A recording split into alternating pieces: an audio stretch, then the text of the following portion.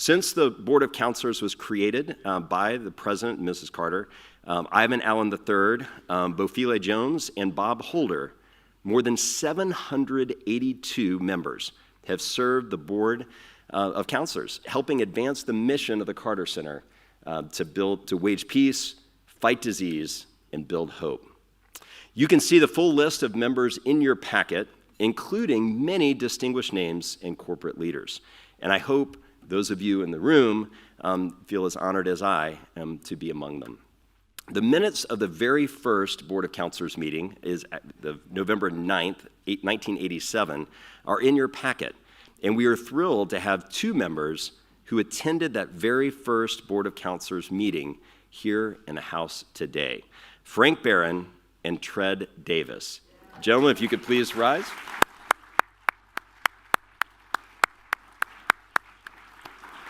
There you go. Thank you guys for your leadership and for launching this thing that has meant so much to so many of us.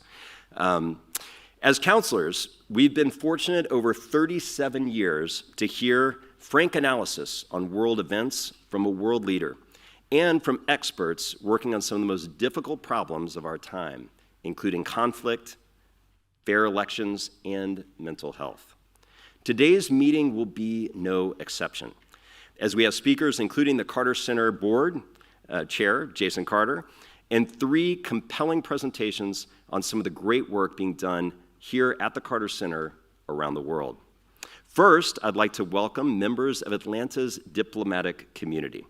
Please stand when I call your name, and we'll hold applause for the entire group. We welcome the Consul General of Switzerland, Urs Brennemann, Consul General of Japan, Mio Maeda, Consul General of Korea, Sung-Pyu Soo, Consul General of Canada, Rosalynn Carter, Consul General of Peru, Giancarlo Leon Calayos, Consul General of Argentina, Alana Lomacayo Busto, Consul General of Belgium, Catherine Raymakers, Consul General of Ireland, Frank Groom, Honorary Consul General of Senegal, Julius Coles, Honorary Consul of Mali, Vince Farley. Have I missed any consuls? Welcome to you all. Thank you, guys.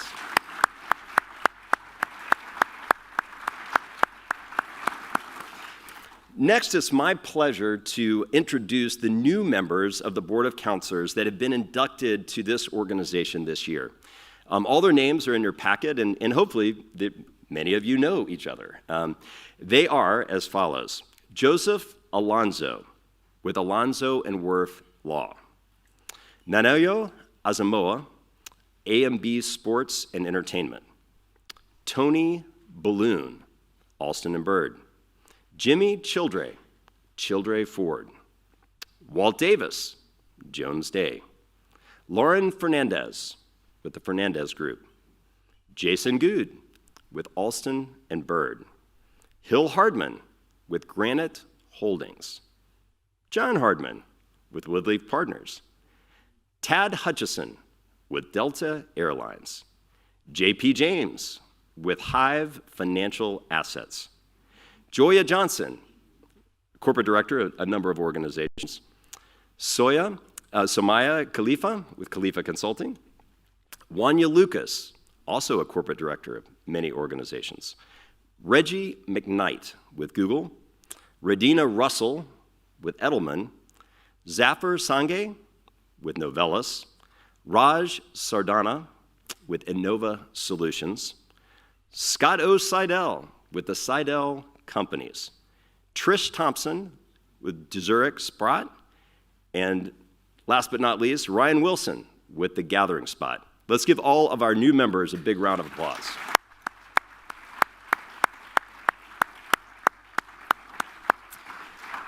Now, since we are celebrating 37 years of the Board of Councilors, let me ask all of the current and former Board of Councilors members to please rise and receive a round of applause.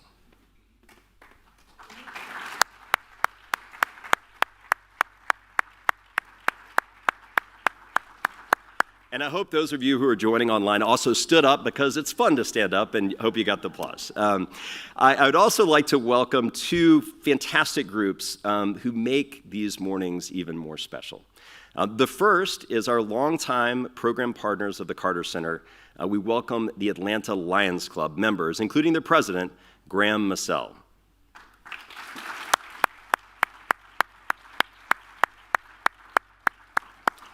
And second, it is my special privilege to get to introduce, and hopefully you guys met many of them in the coffee time before, members from the Veritas School of Social Sciences, their students and parents, including the CEO, Brandon Fleming, COO, Tamika Thomas, and Development Officer, Sophia Woodrow.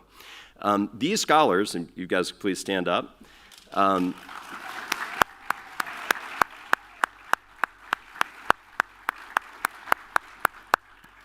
these scholars are extraordinary. But if you think they're extraordinary now, wait until about a year. They're only like 3 weeks into the program.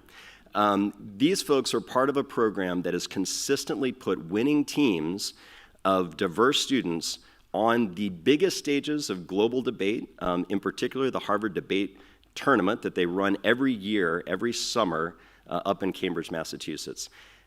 Teams from Veritas have won that 7 years in a row versus the largest debate teams around the world.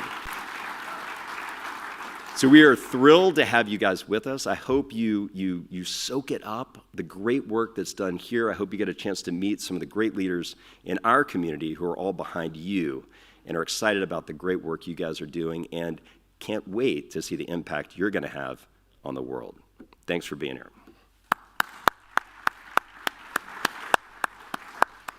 Several of you also, of our members, also brought guests today. Too many to introduce individually, but all their names appear in your meeting packet, and I hope you will take a look. But if all of you guests would mind, please standing so we can recognize you as well.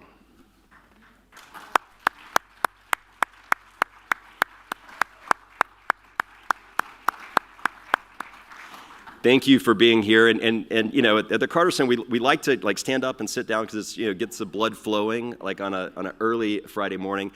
And back when President Carter used to attend these every year, it was even earlier. So it's a little later now. I would also like to introduce, so they get to stand up as well, a couple of our Carter Center leaders who are here with us today. First, Dr. Meredith Evans, who's director of the Jimmy Carter Presidential Library and Museum, and love the call out from the crowd. Fantastic. Thank you for being here. Matthew DeGallen, Vice President of Communications. Dr. Kashef Diaz, our VP of Health Programs. And of course, Jason Carter, the Chair of the Board of Trustees of the Carter Center, our fearless leader. We'll get to hear from him later in the program.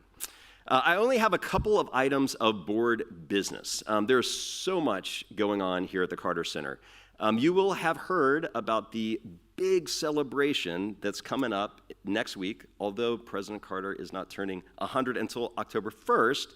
Next week, we've got a bunch of celebratory events that are happening, and we hope that you'll be a part of them. The first is we have Jimmy Carter, A Celebration in Song, September 17th, so that's next Tuesday, at the Fox Theater. President Carter had a unique relationship with music, and if you didn't hear it in real time on NPR, you should absolutely search NPR for Jimmy Carter music. Jason does a beautiful job of talking about how his grandfather was really inspired by music, how music inspired his campaign, the way he connected with other people, and it's just a beautiful piece. But if you want to go and celebrate with this medium that President Carter loves and that we all love, music, there's still, I think, a few tickets left. Go on the Fox Theater website and buy some tickets and join us at what is sure to be a spectacular evening. Again, that's next Tuesday night. Also, there are 3 items in your packet, which I did not bring up to the podium, which I will grab right now because I did get props.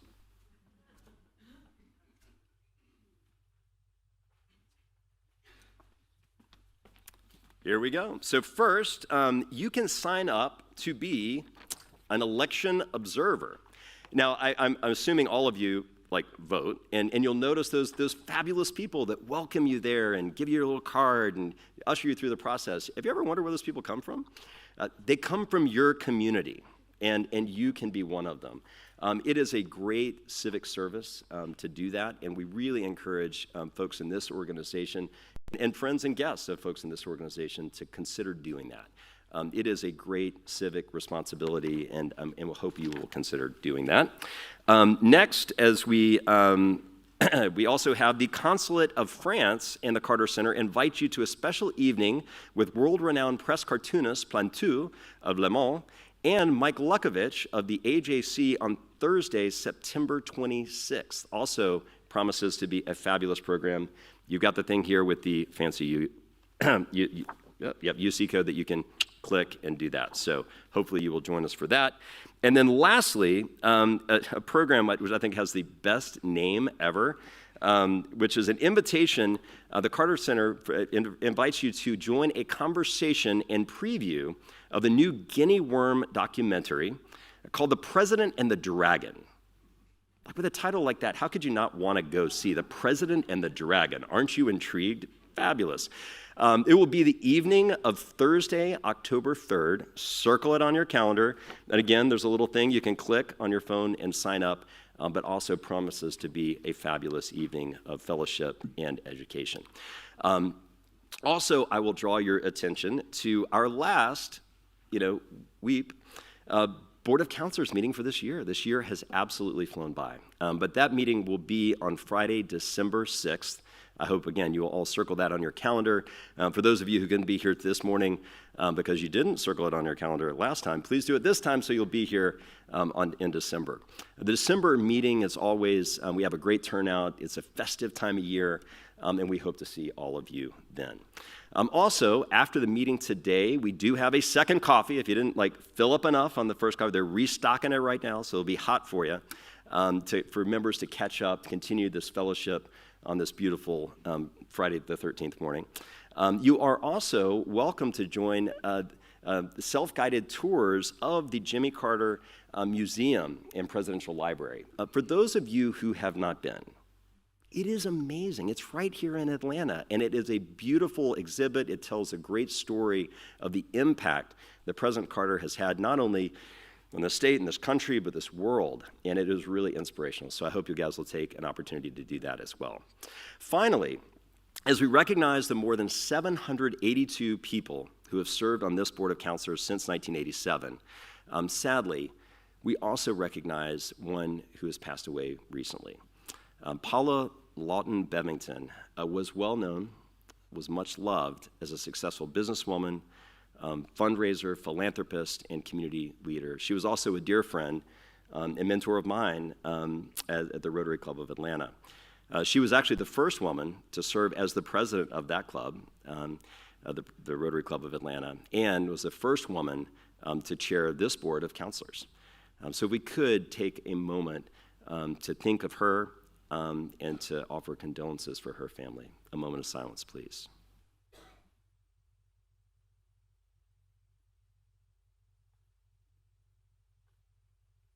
Thank you. We love you, Paula. And now, on to our program. First, we have Nathan Stock, Associate Director of the Carter Center's Conflict Resolution Program. He will report on the cross-partisan organizing. Next, Thais Diaz with the Carter Center's Mental Health Program will introduce our 2024 Rosalynn Carter Journalism Fellow, Evie Wilson Weatherby, who will tell us about mental health in Georgia's prison system. Then Alba Lucia Morales, our health education advisor for the Carter Center, will discuss the use of mini tablets supporting public health workers in Venezuela.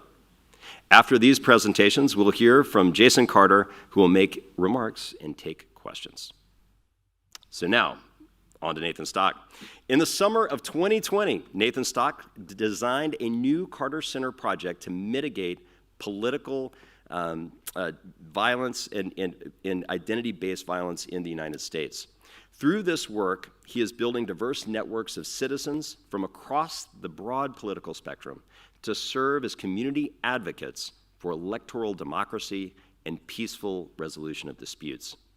Nathan has had 15 years of experience working to reduce violence and strengthen democracy abroad, including nearly a decade working on Middle East conflicts with the Carter Center. Stock earned his Master of Arts in International Peace and Conflict Resolution from American University and has his Bachelor of Arts in International Relations from Colgate University. Welcome, Nathan.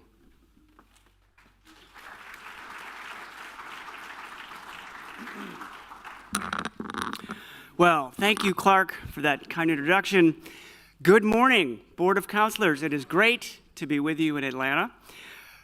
This morning, I want to share a few words about the work the Carter Center has been doing to get ahead of rising political violence in our country, especially with the election around the corner. The main vehicle for this work has been the development of these things that we call in-house democracy resilience networks. These are the cross-partisan civic networks that Clark referred to. In 6 states that are higher risk for violence, we've recruited Republicans and Democrats, typically former elected officials, always at least one Republican and one Democrat per state. And their first charge was to peer pressure their friends into joining these networks, to serve as advocates and messengers for confidence in our elections and peaceful political engagement. We have about 2,000 key civic leaders in these networks across our 6 target states. As they come into the networks, they get a certain amount of training, right? We deliver trainings on how did America get in this mess? Why are we polarized? What can you do about it? How can you address these conflicts interpersonally in your communities? Over the last few years, the networks have done a lot of election education work. One of the clear lessons of January 6th was that misinformation and rumors about confidence in elections can be a direct trigger of political violence in the United States. Therefore, anything we can do to help more Americans understand these complex and admittedly sometimes opaque processes can reduce the pool of people who are susceptible to that kind of misinformation. So over the last few years, we've done a lot to, for example, platform election administrators, right? Our team in North Carolina, the network in North Carolina, is in the midst of a cross-state tour. They're hitting 26 towns across North Carolina where they host town halls with county election administrators, lawyers and judges who've worked both sides of election litigation, cybersecurity experts who can answer those questions about hacking. And for each of those events, they get lots of local media coverage, right? So not only are you talking to the people in the room in their seats, but to people throughout the state, right? So this is an aspect of the work. There is a faith outreach component to this programming. Under the umbrella of these 6 networks, we have been developing tools specifically designed to help faith leaders and members of faith communities navigate these divides, address polarization, build trust. We got a grant from the Department of Homeland Security to feed micro-grants into communities in 3 states where local teams of 5, 10, 7 people can experiment with small-scale projects designed to address sources of tension, polarization, and violence. But what I really want to talk to you about this morning is messaging. So we are trying to equip our network members as effective, trusted messengers for an underlying set of values that we believe are common to the vast majority of Americans. How are we doing this? Well, we've been doing a lot of prep to make sure we get this right. So in each of our target states, we asked our state leads to find people in their states who had strategic communications experience, who'd run political campaigns, media work. We ran focus groups with a strategic comms partner and asked them 2 key questions. If these are our overarching goals, who should we be talking to and what do we ask them to say? Out of that came an interest across our 6 states in theoretically engaging 2 distinct audiences. One, for shorthand, we call them the engaged. This is everyone in this room, I have no doubt. You are Americans who vote every 2 years, you follow politics, and you read newspapers. You are likely to join a religious congregation or a Rotary Club. There was also interest in whether or not we could get a ring out into a different audience that has a different media diet. Let's call them the disengaged, right? Less frequent voters, lower trust. We did that, ran the focus groups, got this data, ran another survey. This programming has been underpinned by surveys of public opinion in our target states for years. We work with a Republican-leaning polling firm. Just a little bit of the data gathered in that June survey. No surprise, we ask folks, every time we do this, how confident are you in the ability of your state government to administer an election? Democrats report higher levels of confidence than Republicans, but worth noting that most Americans across party lines still express confidence in these structures. We always ask about violence, right? Anything that could justify violence around the November election, 83% in these target states say no. That is very consistent with national findings. Hold on to this point. 85% of Americans think political violence of any kind is unacceptable. Okay, last thing we did, this is the really cool part, we worked with GMMB, our strategic communications partner on the project, to develop detailed audience profiles for these engaged and disengaged cohorts by state. So our StratCom partner subscribes to these giant data sets that aggregate all the cookie data about what we do online, plus voter file data, where do people vote, right?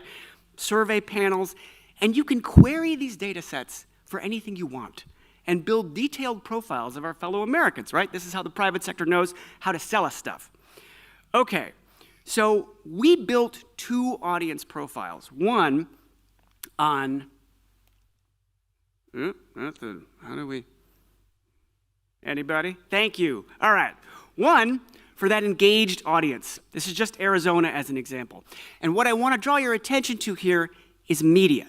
So this audience, these high-frequency voters, they over-index for not being on social media. And if they are on, they're on Nextdoor, Facebook, right? They also over-index for reading their local paper, right? Great active citizens are following local news. They read USA Today, the Washington Post. That's great. Okay. Next slide, please. Take a look at the media diet for that disengaged audience. These folks are all over TikTok, and they don't read newspapers. Next slide, please. All right, so all of that informed the strategy that you see in these fancy ovals. Think of it as a set of concentric circles. That engaged audience is our core. Those are our network members. Those are the people who signed up to join us in this effort. They read local papers and listen to local news radio, right? What this taught us was that in order to really expand our outreach, we have to specifically recruit a different slice of folks, people with different media diets, to reach a different audience, particularly through social media. Next slide. So zooming into that strategy, this is the plan that we have been implementing. I'm taking you into how we're grinding the sausage. So step 1, make sure we are messaging effectively to that core audience, right? We are getting in local media, we got social media going on, Facebook, we got newsletters going out, distribute to the networks we can reach, get into relevant conversations in the news cycle in real time. We want our networks, our state leads recognized as voices of authority on these questions when it matters, right? And then use influencers, reach out, recruit into a different target audience. Next slide, please.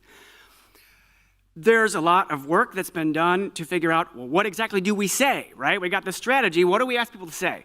I'm not going to read all this to you, but a couple points I want to highlight. Peaceful disagreement is the cornerstone of our political system, right? Very basic American values. We all want a better future for our friends and our families. These are the kind of themes we're trying to work into all of our messaging. Next slide. This is an example of how we are implementing this strategy now. Establish that media footprint. So these are screenshots of local media coverage in North Carolina. Our North Carolina network, the Network for Fair, Safe, and Secure Elections, just had a big event in partnership with a local college. They're supporting a blue ribbon commission in the state, 60 local experts producing recommendations on how to reform elections in the state. Why are we doing that? Well, on the one hand, having a thoughtful, bipartisan, policy-grounded conversation on these things is great. But beyond that, it is a set of events that gets media coverage to get facts about these processes out into the discourse, right? Next slide. Each of these networks is not called the Carter Center in North Carolina, right? We support these networks, but they have their own names. logos, brands. Next slide, please. They have their own websites. This is a screenshot from the website of our Michigan network. It was actually launched at the Ford Presidential Center. Next slide.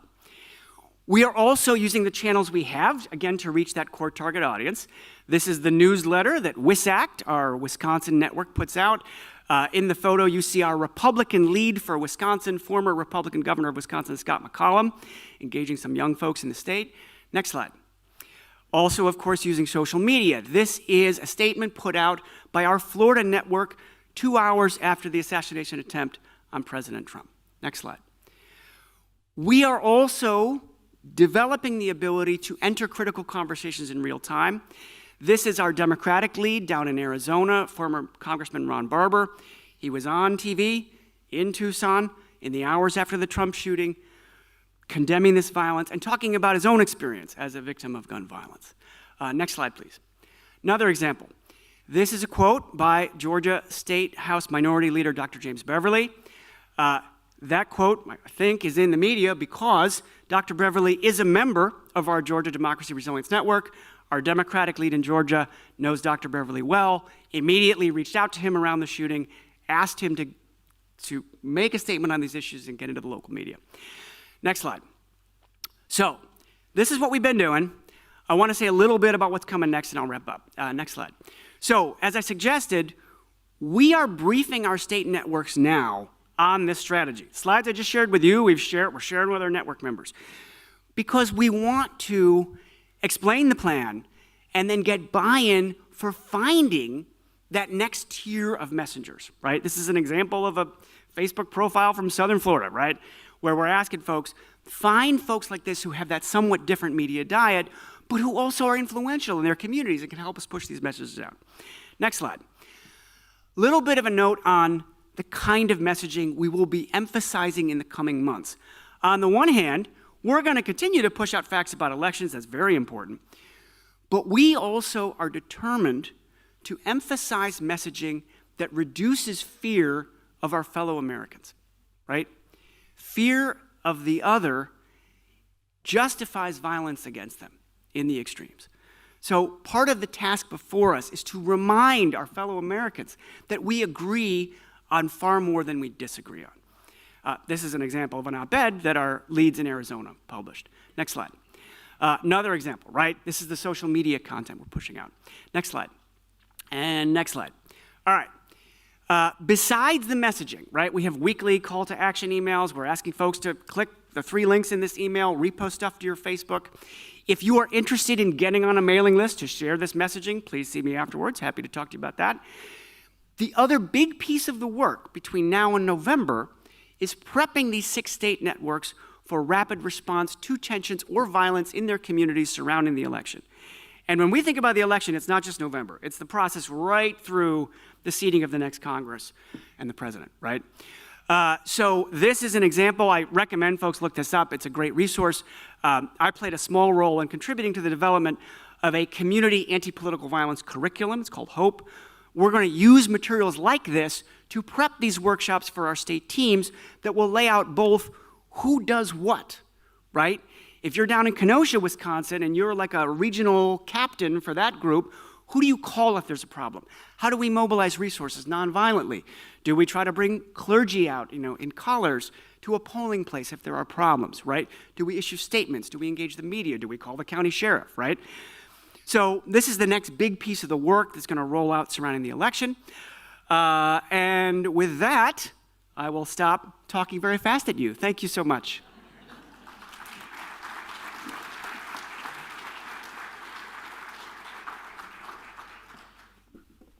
Wow.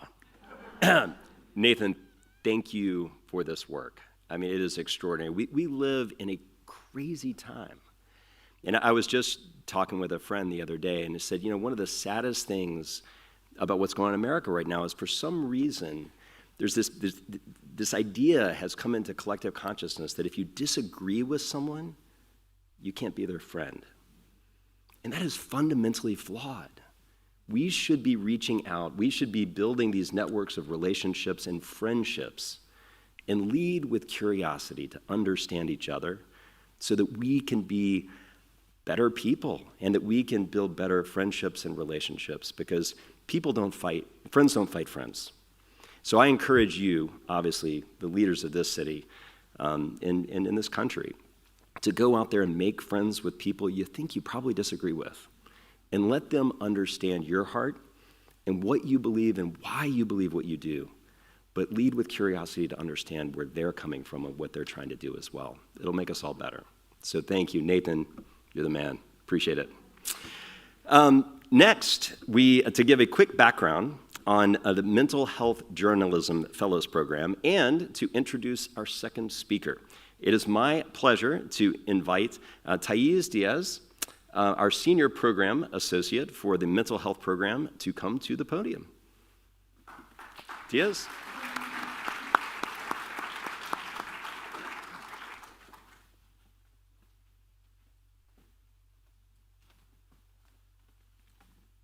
Good morning, everyone. My name is Thais Diaz. I am the Senior Program Associate for the Rosalynn Carter Fellowships for Mental Health Journalism Program, also known as RCJF. To give a little bit of background, the Carter Center's mental health program has 2 mental health journalism and media programs dedicated to improving mental health reporting. The first is the Rosalynn Carter Fellowships for Mental Health Journalism, and the second is the Mental Health Parity Newsroom Collaborative. Founded in 1996 by former U.S. First Lady Rosalynn Carter, the fellowship program focuses on increasing effective and accurate reporting on mental health and substance use disorders. We provide journalists with funding, training, mentoring, and access to top experts and resources in mental health journalism. RCJF has over 280 journalist alumni, including international fellows from 7 countries such as Ireland and the United Arab Emirates. We also recently expanded to Africa, where a new fellowship will focus on the impact of climate change on mental health. Created in 2021, the Mental Health Parity Newsroom Collaborative partners with newsrooms to expand their coverage on mental health care access, parity, and inequity in the U.S. Select reporters and editors from each newsroom participate and receive training, coaching, and peer support to produce stories throughout the year. Over the past few years, 32 newsrooms have participated and produced more than 70 stories. These won state, regional, and national awards. Our new group recently launched, and we are excited to see the work they produce over the next year. I would now like to introduce Evie Wilson Weatherby, who is one of our current fellows and the Rosenthal Grantee for Mental Health Investigative Journalism. She is currently an assistant professor of practice and journalism at Mercer University. She is also an investigative reporter and documentary filmmaker in Macon, Georgia. She was a finalist for the 2022 Livingston Award in local reporting for her investigative documentary, Saving Juliet. She chronicled one small town's fight for clean water. Her most recent project is a 6-part investigative podcast called Prison Town that investigates systemic issues within the Georgia Department of Corrections. Prison Town was nominated for a Peabody this year. We will soon host the RCJF annual meeting for incoming and outgoing fellows in a few short days, and we cannot wait to see her present on her latest project updates here too.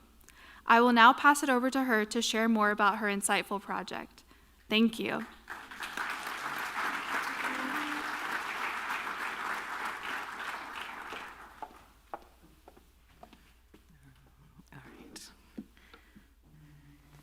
Hi, I'm Evie. It's really exciting to be here. I'm originally from Atlanta, so it's a huge honor to be here at the Carter Center.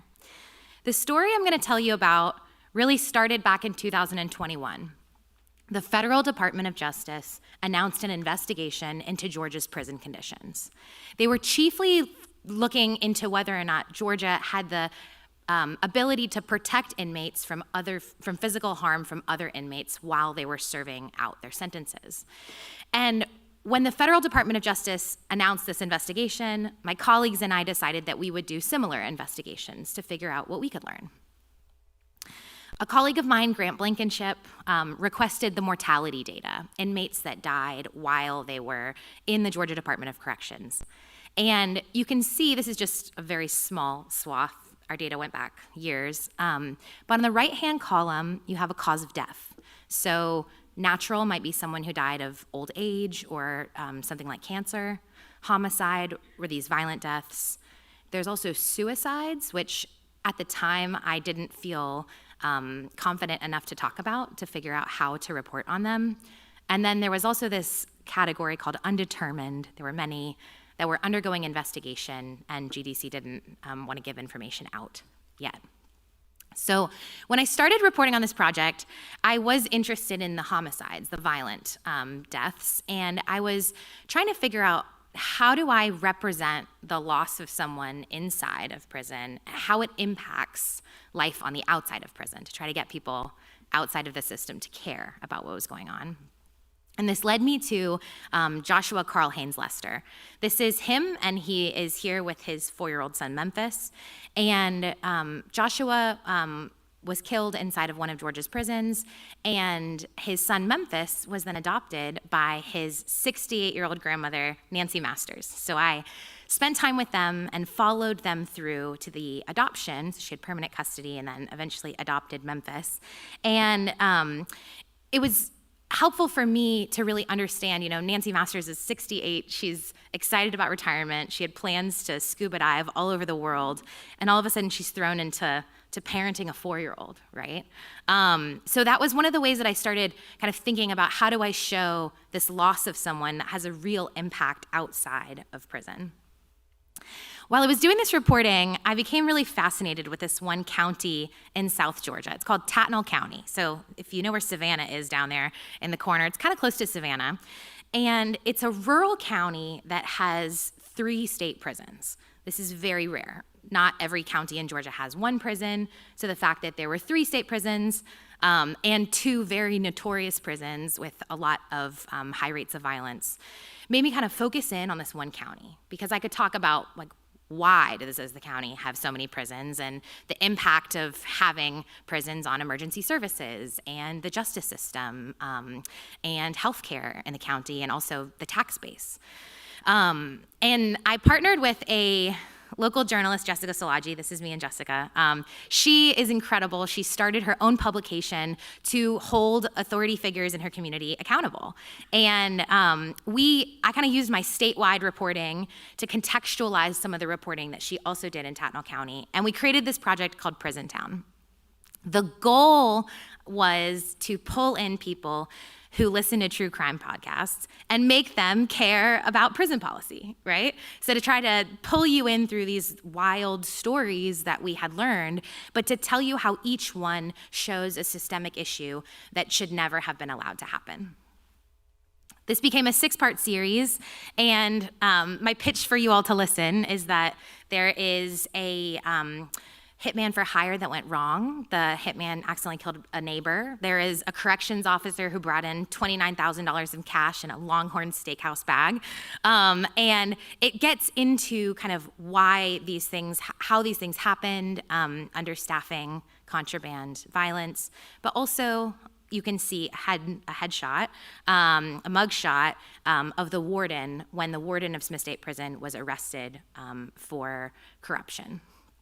While I was reporting on this project, every person that I talked to related to the prison system wanted to talk to me about mental health issues. Either it was people who had them, who were trying to receive care, or it was loved ones who were advocating for the care of their people who were inside, or it was people who'd gotten out who wanted to talk about PTSD and trauma of what they had experienced, or people that currently worked in the system talking about the pressures that they felt with understaffing. There were all of these issues, and that felt really nebulous to me. I didn't know how to talk about that. But it was obvious that it was overwhelming for people.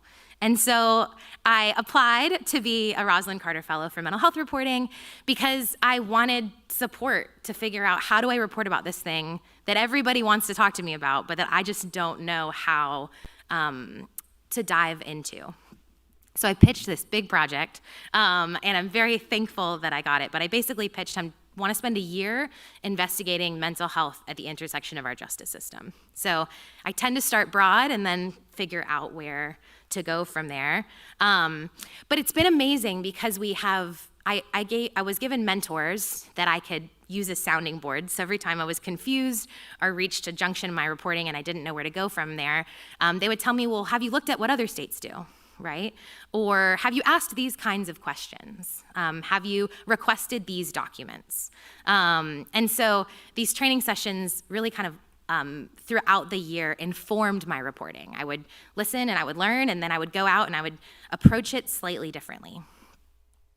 This project, my kind of thesis for this project in this year stemmed from a 1999 Supreme Court case, the Olmstead decision. This was a story about two women in Georgia, Lois Curtis and Elaine Wilson, who had been institutionalized for most of their lives. So from when they were like 11 and 15 into their 40s, they were put in psychiatric hospitals far away from their loved ones and isolated from society. And this decision, the court in this decision upheld the American Disabilities Act and said that public entities have to provide care for people with mental disabilities in the most integrated and least restrictive environments possible. So instead of isolating someone to a psychiatric hospital, they should be cared for close to their families. They should be given resources to get jobs and to build communities and to have roommates at group homes. They should be given these resources to be able to live fulfilling lives. This idea is called deinstitutionalization. This is drone footage from a kind of infamous and famous psychiatric hospital near me in Central Georgia, Central State Hospital. And the reason I'm showing it is to show you how large these campuses were. So at its height, 13,000 people were patients here. And there's this idea that from the 60s, we've been moving away from psychiatric hospitals and trying to get people into community care programs. But Lois and Elaine had an issue in 1999, right? Many years after there was this national push to deinstitutionalize people. And there's this ongoing question of, because we have closed psychiatric hospitals, is that why we have such a large homeless population with these issues, or are incarcerated individuals with these issues? And it's not, what I've learned is it's not that clear. It's not that direct of a relationship. There are so many expounding variables that led us there. But what I have been interested in is if 50% of people that are being admitted into the Georgia Department of Corrections have mental health issues, and they're being treated in our jails and our prisons, isn't that a public entity that is providing care in the most restrictive environment, in the least integrated environments? So kind of this question of, is our incarceration system an exemption to the Olmstead Act? And I talked to a lot of people. So I've interviewed, tons of people. I spoke with sheriffs that talked about this issue in their jails. So they spoke to kind of the power of and issues related to privatized healthcare. A lot of jails and prisons are going to third-party providers, but also talking about the wait for psychiatric beds. We don't have as many, and so if someone needs to be able to sit for trial and we need to know that they're okay, there's a long wait time for that, and kind of budgetary constraints. But I also looked for people who had experienced public programs and then got into the kind of justice system in some capacity, which led me to Charles McKee. So his family calls him Tristan. This was a story that I never would have reported without this fellowship, because I didn't know what kind of questions to ask. So you can see I kind of screenshot, there's almost 600 pages of medical records that his family shared with me. He was picked up when he was 17 while in mental duress. He had personality disorders, was being tested for Asperger's, and had gender dysphoria. And I sifted through all of these medical records and could contextualize them because of my training in the fellowship. So I didn't know how to talk about suicidal ideation, and I didn't know how to it felt taboo, and I felt unprepared to report on an issue like that.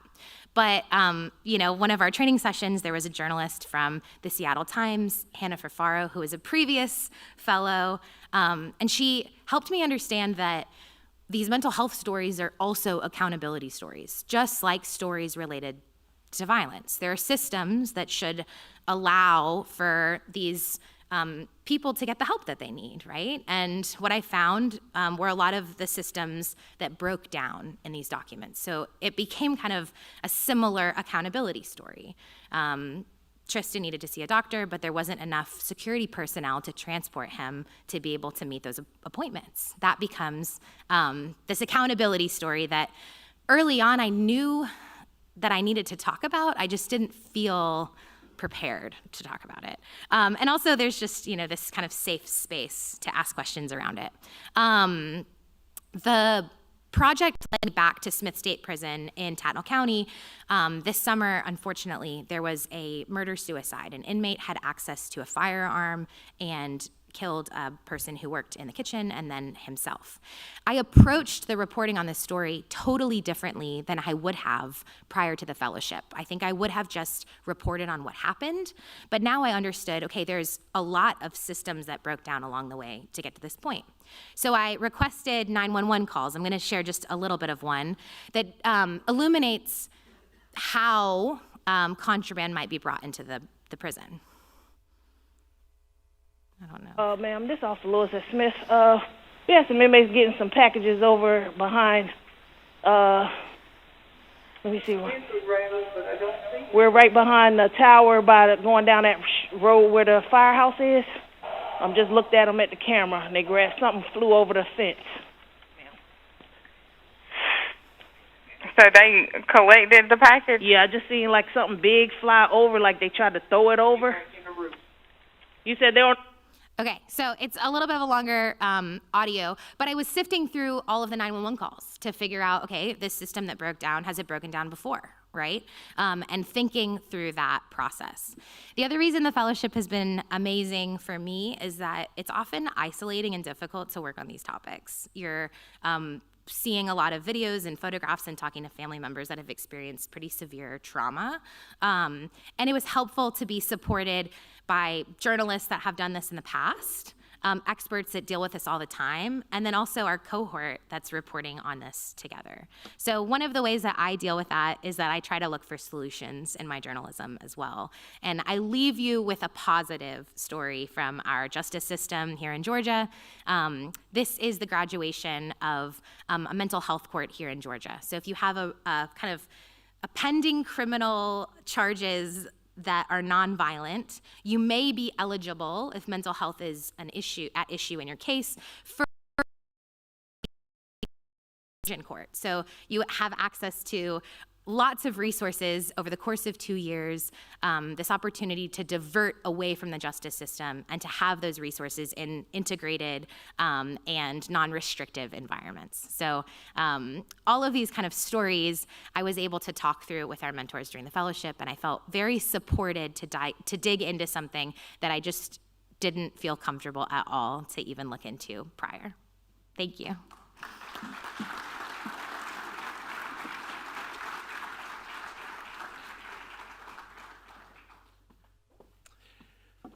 Well, thanks, Evie and Thais. Rosalynn Carter did such a beautiful job of bringing the topic of mental health to our collective consciousness. And it's just something that a lot of people didn't talk about before. And to hear the great work that you guys are doing and thinking about big systemic problems through that lens of mental health is extraordinary. So thank you for the work you're doing, and can't wait to check out the podcast and all the content that you're pushing out. So fantastic.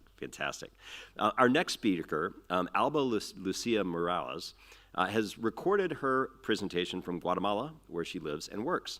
Alba Lucia Morales is a Colombian citizen and a bacteriologist with a specialization in public health. She has worked as a health education advisor for more than 20 years with the Carter Center, the Carter Center's River Blindness Elimination Program for the Americans, which is also known as OEPA. OEPA's major achievement has been eliminating river blindness in Colombia Ecuador, Mexico, and Guatemala, and I hear potentially in the future, Dominican Republic, from one of my conversations earlier. So good stuff. One of ALBA's main tasks has been promoting a higher involvement of field health workers and community health agents with river blindness in the river blindness program. Among her methodologies are art, digital tools, and culturally adapted educational interventions for indigenous peoples. So let's learn a little bit more about this project and all of this. Please roll the video.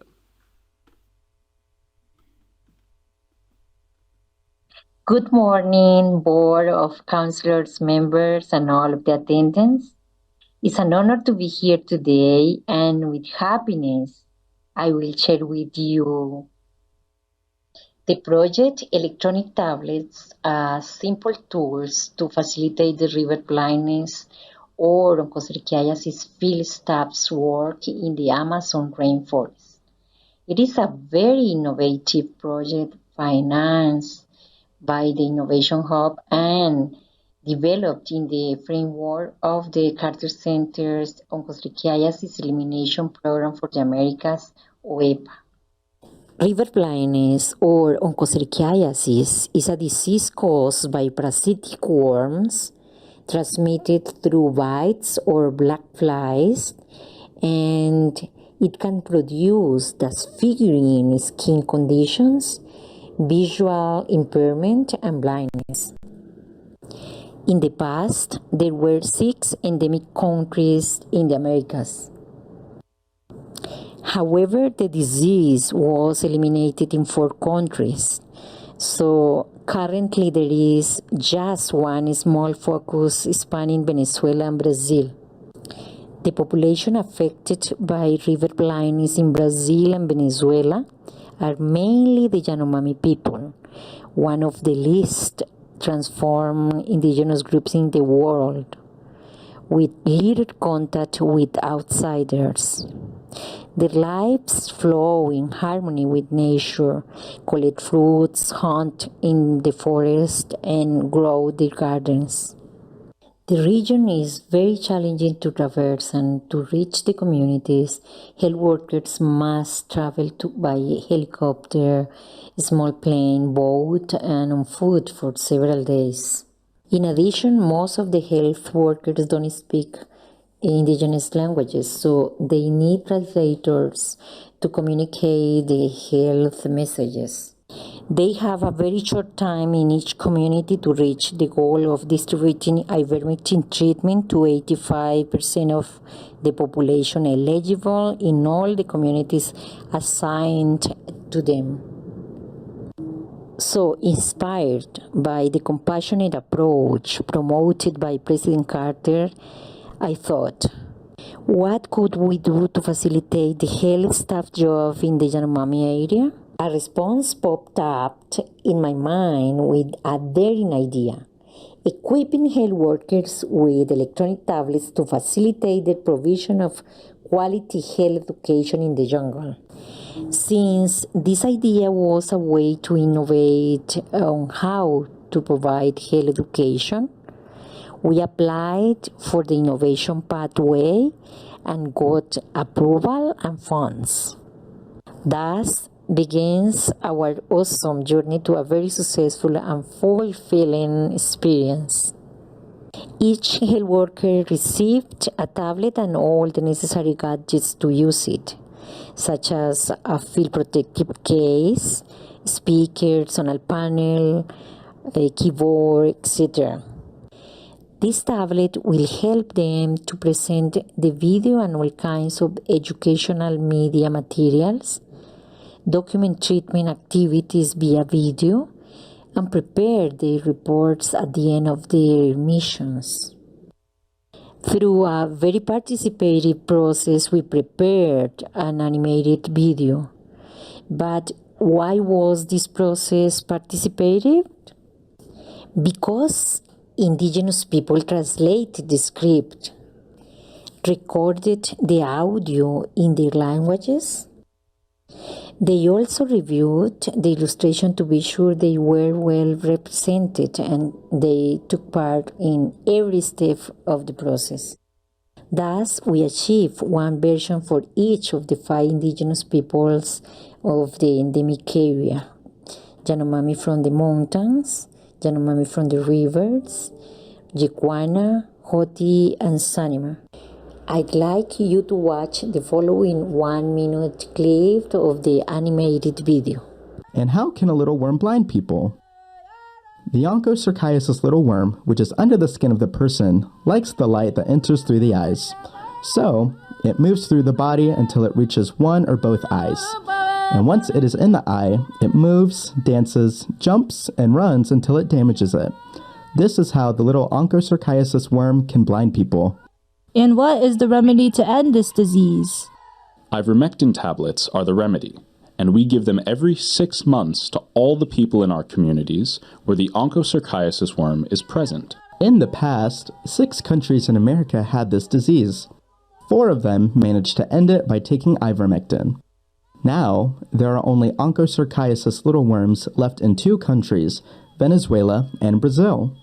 So, if we all take ivermectin, we will soon be able to eliminate onchocerciasis in all the countries on the American continent. Our peoples will be free of onchocerciasis.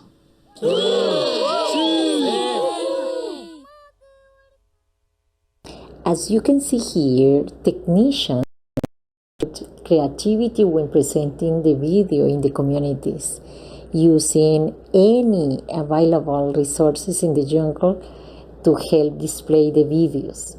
For example, using a adaptive tripod, a fuel container, a bucket, food sacks, etc. But the most important thing I want to share with you is the impact of this video on the communities. That is what people said about it. To determine the impact, we conducted interviews with the health workers, and they said, indigenous people were happy to watch a video that represented them so well. Their clothing, earrings, necklaces, wood sticks, and houses. The animation shows very clearly how the worms produce damage to the skin and eyes, so that for the first time they could easily understand the explanations about the disease and the importance of ivermectin treatment, and they were amazed. And maybe the most important thing for indigenous people was the fact that videos were in their languages, so that they easily understand the messages without translation. They liked it so much, the video, that they wanted to watch it in a loop many times. Currently, each time the technicians arrive to the communities, they are asked to show the video. And after watching the video, some previously reluctant people formed a line and asked for ivermectin. We also asked the health workers if the tablets and the video have helped them. Indeed, these 2 tools have facilitated their job because, as they say, this video explains the onchocerciasis and its treatment very well in just 6 minutes, using technology and movement to better comprehension, so health workers only need to show it. After watching the video, endemic communities have a more participatory and collaborative attitude, particularly for taking ivermectin. Health workers are also getting familiar with this new technological tool, which is good for their professional training. So we happily can say we achieved the objective of facilitating the health workers' jobs in the jungle. Our main conclusion is that a small low-cost project has not only facilitated the health workers' job in the field, but also has sparked additional ideas to advance the onchocerciasis elimination and improve indigenous health conditions. And Our main lesson learned in the field is that projects designed to solve locally identified needs and carry out with a participatory approach have a high probability of success. After this described process, currently we continue working on 2 more challenges. The first one is to design an app to let health workers register distributed treatments on electronic tablets so that they will not need to handle paper on the field. The second one is producing an animated video on malaria disease, which severely affects these indigenous peoples. Health workers and communities are strongly asking for additional animated educational material in their languages. Before finishing, I'd like to thank our donors who make these interventions possible. Finally, I'd like to thank you all for your attention, and I'll be happy to answer any question.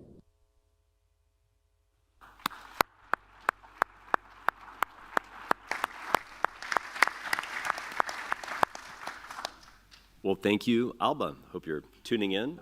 That was fantastic. And it's amazing how technology can help the Carter Center do what the Carter Center does so well, and that is to meet people where they are, being so respectful of their traditions and cultures, and giving them the information that they need to live healthier, longer lives.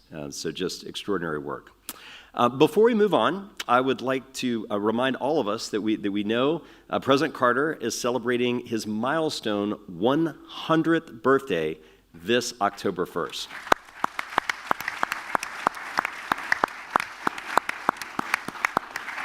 As I mentioned before, I hope many of you will be joining us next Tuesday night at the Fox Theater. Again, you have the thing in your packet and QR code right there. Just scan it and do that. Actually, that was not the right one, but you know what I'm talking about. But there is still one more way to celebrate President Jimmy Carter's 100th birthday, and every single one of you can participate. Let's turn our attention to the next video.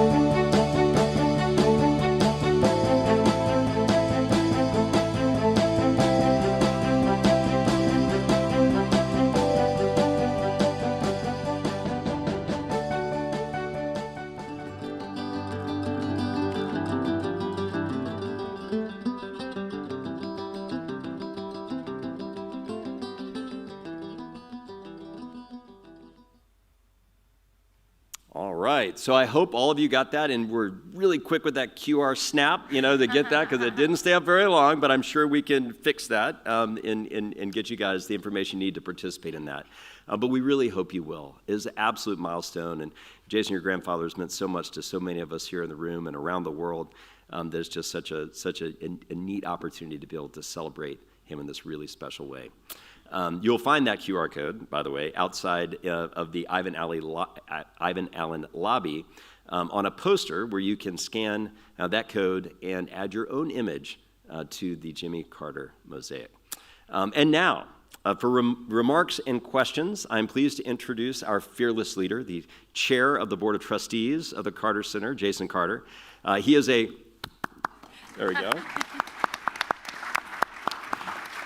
He is a partner with the law firm of Bondurant, Mixon, and Elmore. He served in the Georgia State Senate. He is a trustee of the Georgia Bar Association. He is a former United States Peace Corps volunteer serving in South Africa. He is a former Carter Center intern, and he is the first grandchild of Jimmy and Rosalynn Carter. He is also a great friend and a wonderful human being, Jason Carter.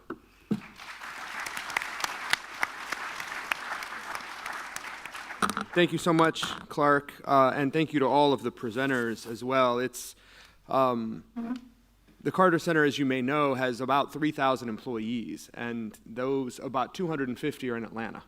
And so the rest are most of them are in Africa doing health programs similar to the one that you saw in the Americas. And many are doing conflict resolution in places and peace programs, human rights programs, et cetera. Almost all of them working at the end of the road, as you saw. I mean, the idea that we are producing content on video for almost literally the farthest reaches of our world, because that is the last place where onchocerciasis exists in the Americas. It's truly incredible, and the ability to communicate across those cultural barriers is something, as Clark said, that the Carter Center has been doing for a very, very long time. And that means, Nathan, it should be pretty easy to do what you were doing, which is communicate from American to American. We'll see how that all goes. But in all seriousness, Nathan's work is truly remarkable, and aren't we all glad someone is doing it? The same goes, of course, for Evie and the remarkable work that carries on my grandmother's really dreams. I mean, if you think about my grandmother's 50-year commitment to changing the way we talk and think about mental health issues, right?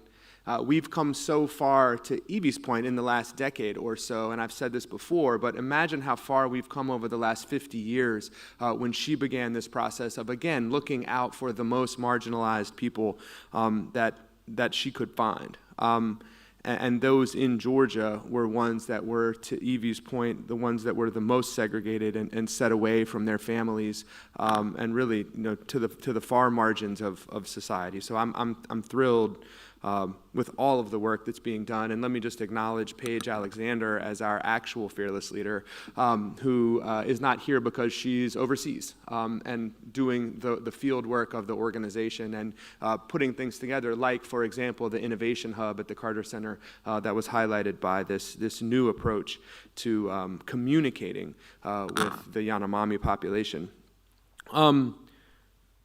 We're all excited for this concert next week. It should be a lot of fun. We're thrilled that all of you are supporting. We're particularly thrilled, just as an example of how wonderful the Atlanta business community is for us, that Delta is the presenting sponsor of the concert. We look forward to seeing lots of those folks. I think it's going to be really fun. And if you haven't seen the lineup, it's almost ridiculous how cool it is, because it is all different kinds of people. I mean, it's Eric Church, who's, a superstar country singer, Warren Treaty, who's this remarkable, incredible country band. Then it's also got R&B and African music. Angelique Kidjo is going to be there. India Ari, Killer Mike is going to speak. D Nice is going to DJ. I mean, it's talk about bringing people together. This is a remarkable testament to my grandfather's humanity and his belief that music brings people together. So we are absolutely excited about it, and I really do hope everyone will come.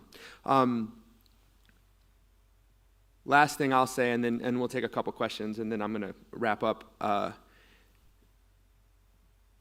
This mosaic last year, people ask how my grandfather's doing, and he's remarkably basically in the same position he's been in since he went into hospice, and that was 19 months ago now.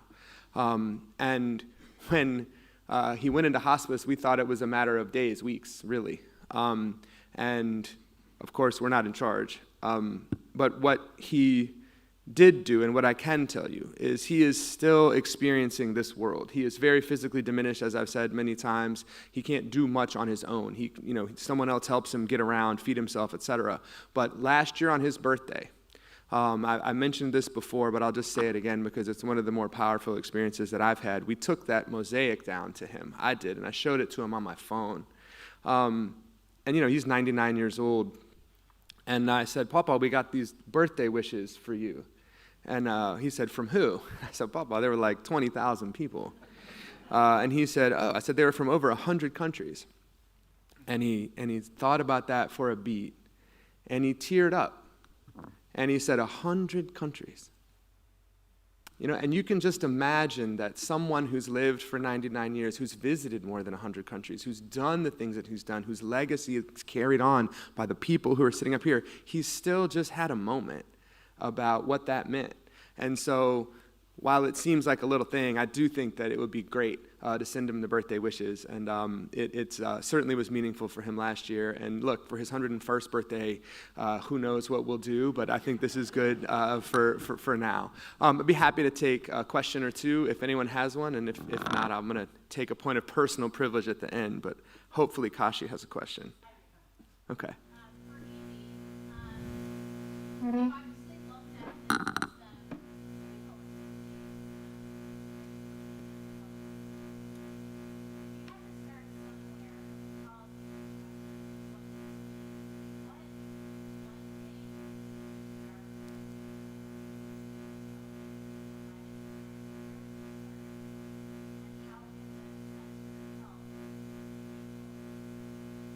Sure, so I'm going to repeat that in case people are listening at home. And if you have a question, go to the microphones. But no, you're perfect. The question was for Evie, and it's a question about how, having looked at this system holistically, if you could change one thing, where would you start sort of tackling and eating this elephant, as Kashi said, to really bring the reforms that you'd hope to see, and how can the Carter Center help?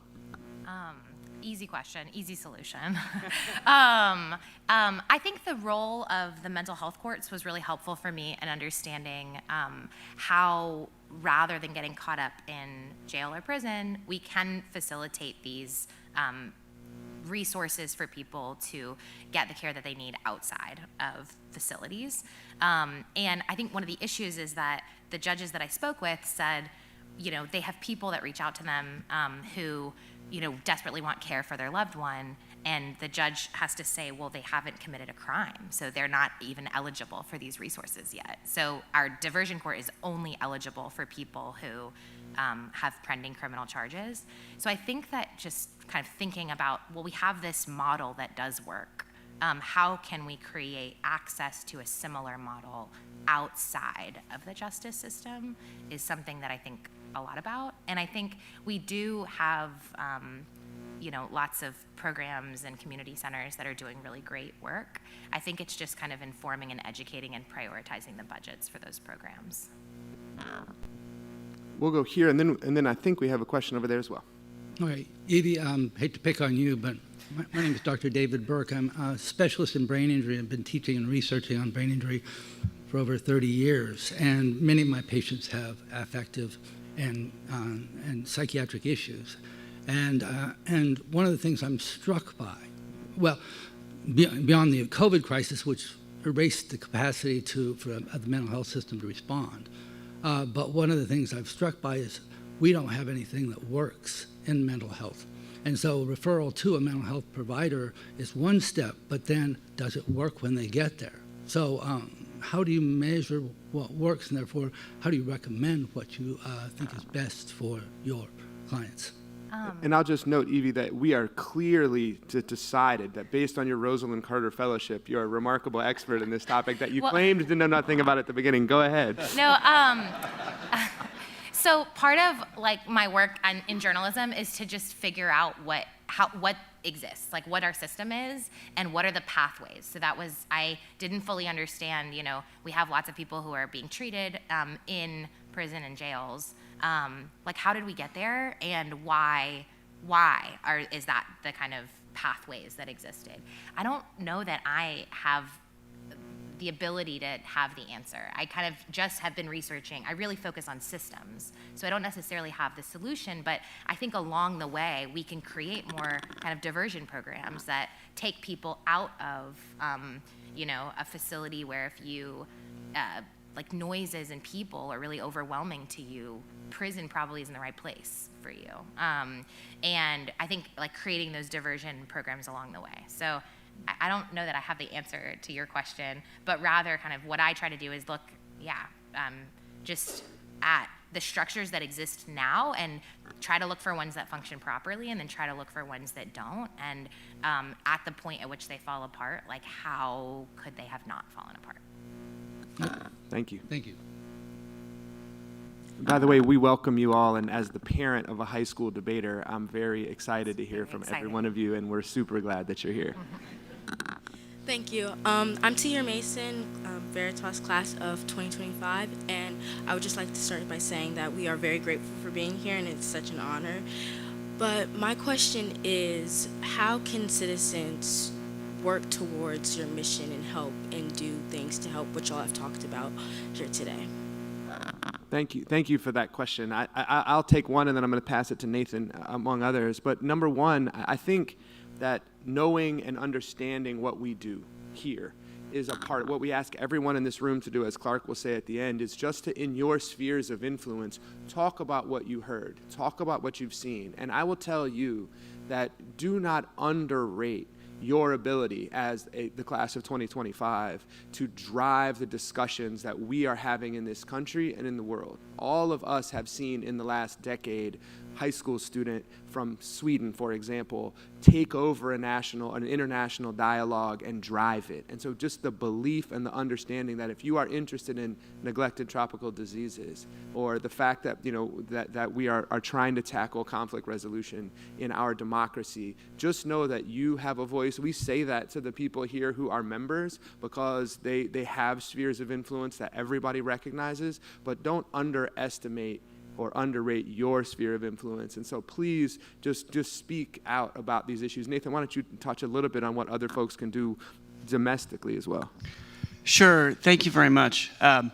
So one thing you can do is go to the Carter Center's website. It's got links to all of those state network websites. There are lots of resources on those sites, dialogue guides, how to have challenging conversations with your neighbors, sign up to get on our mailing list. But beyond that, to Jason's point, in this time, it is important for all of us to be intentional about reaching out across various divides, right? Forcing yourself into sometimes challenging conversations, could be with your neighbor, could be with your uncle, right? Across our political differences. And grounding yourself as you do that in the things that still tie you together, your common humanity, maybe you're Falcons fans, right? Food, sports, right?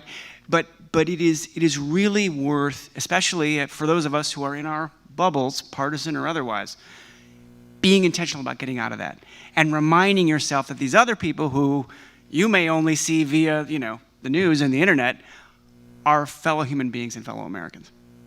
Can I say one more thing as well? That I think we share so much information online, and something that I encourage you all to do as journalists is usually if we see something online and it makes us feel something, just open up a browser and fact check it to figure out where that information came from before we share it. So I think that even, you can be vigilant in your usage of social media to share things that come from reliable sources. I think that's one of the things I think of in journalism, just kind of getting to where that information came from before we share it is something that everyone can do and have a really powerful impact. And I'll add one quick point on that our network members do, right? So for example, one of our leads down in Florida, she's a Democrat. Democrats in Florida have been losing elections, right?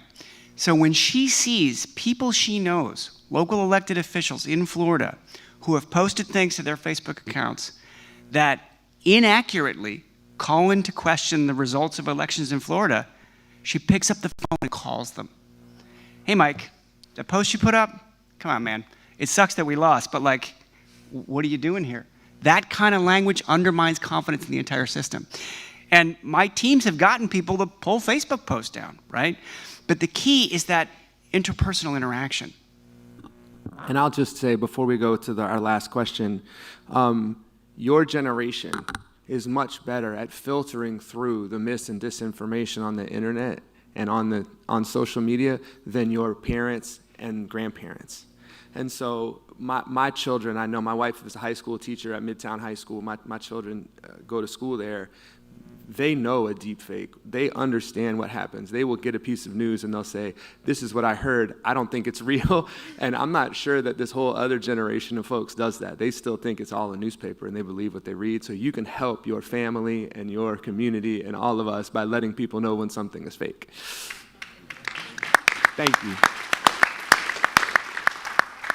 Thanks very much. John Tan, proud current Board of Councilor member at the Carter Center. First I wanted to say thanks to Jason, Paige, and Clark for your leadership in the Carter Center. You're so needed, especially at this time.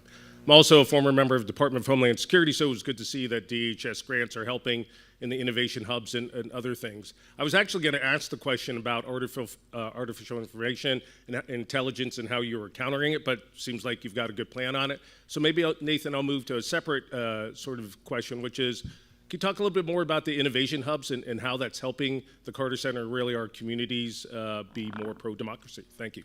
And I'll just note, not only a member of the Department of Homeland Security, but the Deputy Secretary. Go ahead. Welcome. It's nice to have you, Colonel. Thank you, Mr. Secretary. So we received a small grant from DHS. It's part of, I think, an innovative stream of work from DHS that is designed to fund community partners, to move funds to academia, civil society organizations, to help stimulate responses to or prevention of political violence and targeted violence. That is the award that we received. Within that context, we were able to use those funds to answer one of the perennial questions that I get in this work, which is, well, what can I do? So we worked with a partner to develop a participatory community methodology. The basic idea here is you invite 20, 25 people to a 2-3 hour workshop. We've done these in Atlanta, we've done them in North Carolina, done them in Arizona. And our facilitators would walk the participants through first a kind of open brainstorming. All right, in your community, what are the sources of tension, right? What are things that might trigger violence? They would solicit ideas, right? Get feedback, very local things, right? Then they would break them up into groups of 5, 6, 7. And each group would be tasked with coming up with a little plan to address the problem that they identified. Then, Shark Tank style, you had to pitch your plan to the wider group and upvote them. So out of that, you had 3 little projects that got voted to the top. And then each of the little teams, they sorted, so right, the whole group divided into 3, everybody picked a project, and they got a micro grant for like $2,000. For 3 months, maybe you just need to order pizza, maybe that's catering, maybe it's hiring a dialogue coach, right? So all of that is data that's going back to DHS to inform their learning, but it was also a great way to bring in regular community members to solve local problems. So I'll note this. What Nathan is describing, he had not done in the United States in his career until lately, right? This is somebody in the Carter Center's conflict resolution work. This work was honed in Syria, in the West Bank, in Liberia, in Sudan, in Mali, right? And one of the things that's remarkable is when you look even at the Yanomami, again, who are as culturally different as any group could be from the people sitting here, probably. It's still about this common humanity and approaching people in their language, understanding and respecting them. And I say this every time, but my grandparents are from a 600-person village in the middle of nowhere in South Georgia. And when they go into a tiny 600-person village in the middle of nowhere, they don't see some place that needs us to tell them what to do. They see a place with real power and the ability to change their own communities. And so that really this work is based on respect and human connection. And I'm just going to take a point of personal privilege and conclude with my current human story. We, as some of you know, we're celebrating these last few months, getting ready to celebrate my grandfather's long life that defies all of these statistics. And just to file this under, you never know what's going on in someone else's life, on August 9th, my wife went to the emergency room with 2 tumors in her brain. And she has a multifocal glioblastoma, which she had one of the 2 tumors removed 2 days later, and the other one is deep in her brain and much more complicated to get to. But if you look that up on the internet, it'll say that the life expectancy is 12 to 14 months on average. She has never been average, and we never know which, the statistics are sort of meaningless because you don't know which of those statistics you are in our life and our family. She's getting remarkable treatment at Emory right now, which is also a patient at UCSF, which is the greatest brain tumor center in the world. We are doing everything that we can. And I am not a theologian or a poet, and I don't know anything about death, and I'm not sure I know anything about life necessarily. But I do know that I am thankful for today. And James Baldwin, who is a poet, says that time is not money, time is time. And one of the things that I know is you never know how much you're going to get. And it may be 100 years. My wife's 47, and my children are 18 and 15. But you know you don't get more time than you get. And so I just want to say thank you to all of you for giving some of your time today. And again, that's what we ask of you. And it's a big ask. And I just wanted to say thank you. So thank you all.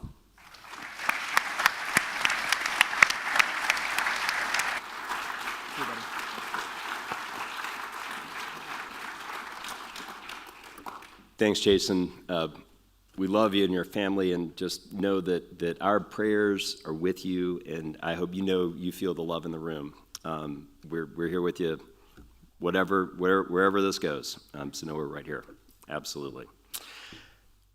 Before we close, I would like to remind you of 4 items. First, if you have a bit longer, we will have a second coffee service back there, so you get a chance to meet a bit more with each other and meet these fabulous students that have joined us here today.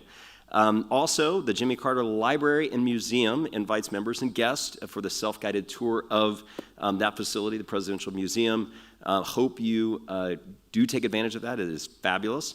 And our next meeting of the Board of Councilors, circle it on your calendar.